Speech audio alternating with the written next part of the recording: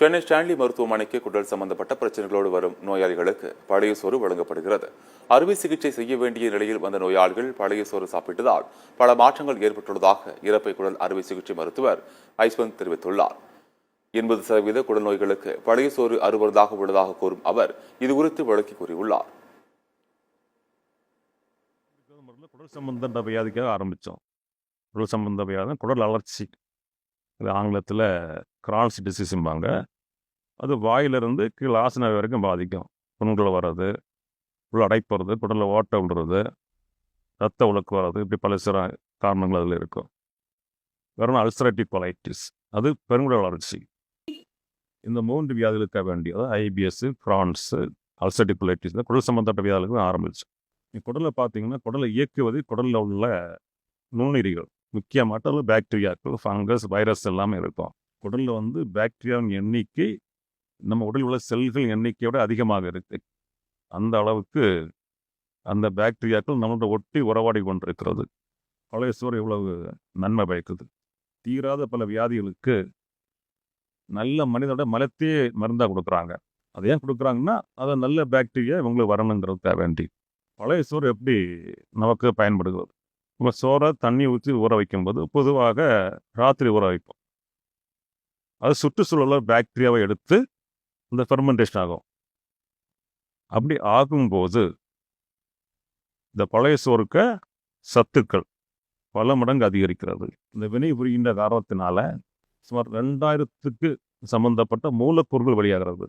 பெரும்பாலும் எல்லா விட்டமின் சத்துக்களும் அது தயாரிக்கிறது. நீங்கள் பார்த்தா ஆன்டி ஆக்சிடென்ட்ஸும்பாங்க. அது குடலில் ரிப்பேர் பண்ணக்கூடிய இதுகள் ஆன்டி ஆக்சிடென்ட். இதில் இருக்குது, பெப்பரில் இருக்குது, மிளகுல இருக்குது, தக்காளியில் இருக்குது, நெல்லிக்காயில் இருக்குது, அதில் இருக்குன்னு. இது எல்லாமே ஊற வைப்பதன் மூலம் இதில் இந்த பாக்டீரியா தயாரிக்கிறது.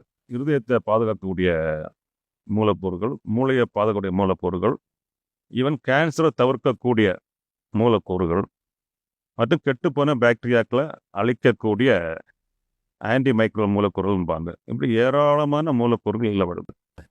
இங்கே நாங்கள் பேஷண்ட்டுக்கு தன்மையை பொறுத்து முதல்ல வந்தாங்கன்னா வெறும் பழைய சோறு கொடுத்து பெரும்பாலும் சரி பண்ணிடுறோம்.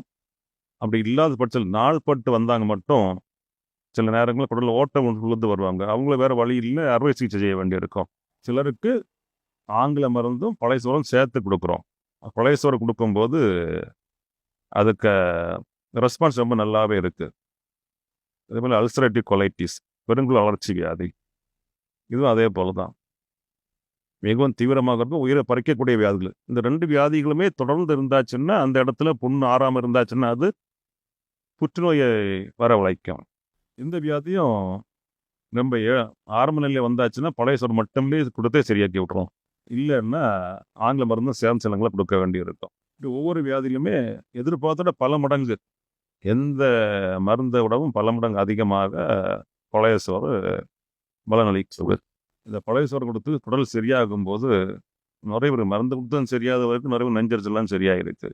ஸோ இருக்கிறதுல சிறந்த உணவு, நோயை தடுக்கக்கூடிய உணவு, கம்ப்ளீட் அண்ட் பேலன்ஸ் டயட்னு சொல்லுவாங்கள்ல, ஒரு உணவு. இதில் எல்லா சத்துக்களும் இருக்குது, வேறு எதுவுமே என்னன்னு கேட்டால் பழைய சோறு. தைரியமாக சொல்லணும், தைரியமாக பாருங்க.